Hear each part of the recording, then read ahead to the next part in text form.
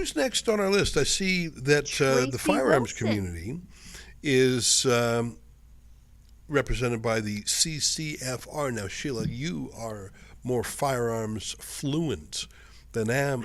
I am, so I'm going to make sure you do the bulk of the question asking here, just so I don't sound more dumb than normal on my part. I am a Oh, believer in firearms because I believe it's a right, and I think that the scourging firearms is really a proxy way of saying you hate rural and Western Canadians. When Justin Trudeau and Mark Carney call for stricter rules on firearms, they don't actually mean cracking down on crime.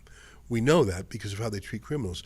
It is just their way of antagonizing people who they know are culturally and politically different from them and blame storming as if the murder and crime sprees in Toronto, Montreal, and Vancouver are committed by long arms, rifles, and shotguns as opposed to handguns and submachine guns.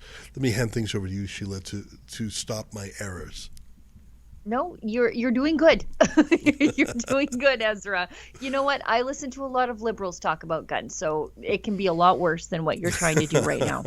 Uh, this is one of the things that the conservatives really differ from all the other parties on, and that is their adoption of firearms rights and their commitment to repeal what seems like a never-ending slate of liberal gun bans. If it's not, 2000 models of long guns, then it's, grandfathering out handgun ownership. And the Canadian Coalition for Firearms Rights and my friend Tracy Wilson has been one of the people really just fighting hard for families just like mine, to stop the gun grab. Tracy, thanks for Hey hopping on with guys. us. Where are you? Well, I apologize. I'm not in my studio where I normally That's am. okay. I I have been slaving away, volunteering for my local candidate. So I'm at the Corner Bar in Orleans tonight, where we are hosting our election watch party. So I'm kind of in charge of this thing. So I've got the balloons going and we've got signs going up, and hopefully you can hear me okay. But No, yeah, just doing everything we can. you sound great. Now, I want to ask you. I've been doom scrolling all day. I had to go for 2 runs today just to burn off some anxiety. Tell me, what are your predictions for tonight? Because it's just, and I don't honestly don't blame the conservatives for how this campaign has turned out. You've got Trump and you've got the total collapse of the NDP. Yes. What are your feelings for tonight? I mean, what I see in the polls, excuse me, versus what we see at these rallies and on the street are two very different things. However, Yeah. if we believe the polls 3 or 4 months ago when we had the conservatives polling for a supermajority, then how can we not believe them now? So, yeah, I mean, things don't look great, and I don't know what that's going to mean for firearms owners, because another liberal term will be the absolute end of sport shooting. In fact, we're well on our way there now. So, yeah, this one is for all the marbles. And I think every election feels like the most consequential. However, this one really is for gun owners. It really is, and we can see by Mark Carney's selection of Natalie Provo to be a candidate for Yes. the Liberal Party. She is a survivor of gun violence, but she's also one of the most radical anti-gun activists in this entire country. In fact, she quit Justin Trudeau's gun grab panel because they weren't grabbing our guns fast enough. So, Yeah. when Mark Carney's when Mark Carney paints himself as a moderate on a lot of issues, all we have to do is look at the people around him to know that he's really not. Yeah, that's exactly right. And let's say if by some chance the conservatives are able to pull off a win, even a minority win, she is still slated to win that riding. She's polling to win. So what's going to happen then is every time there's any kind of legitimate debate or conversation about violence, crime, or firearms in the House of Commons, whenever a conservative says, maybe punishing the very people not committing the crimes isn't the way to go, of course, she'll shield herself with her victimhood, and it'll be very difficult for people to have a solid fact-based debate about this. So, yeah, either way, it spells bad news for gun owners. But yeah, just she's definitely playing 3D chess here. Yeah. Ezra? You know, I think that crime is Hmm. one of those issues that sort of snuck up on Canadians. We always used to think we were more peaceful than Americans. There were some myths that I think Canadians had for a generation, that our health care was better than the United States, that we were kinder and nicer than the United States. We had less Mhm. inequality than the United States. We always would look at big American cities and say, look at all the homeless. We take care of our own up here.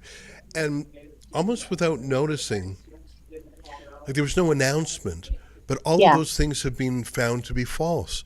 In terms of certain crimes, Toronto and Canada in general are actually more criminal than the United States. I think that would shock a lot of people.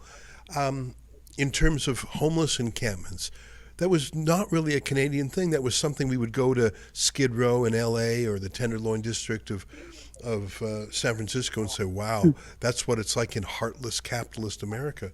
No, that is in yeah, Canada too. I mean, we always had our East Hastings Street in Vancouver, but every single city and many towns have homeless camps now. Um, when Stephen Harper left office in 2015, we actually had a wealthier middle class than the United States. It's hard to believe.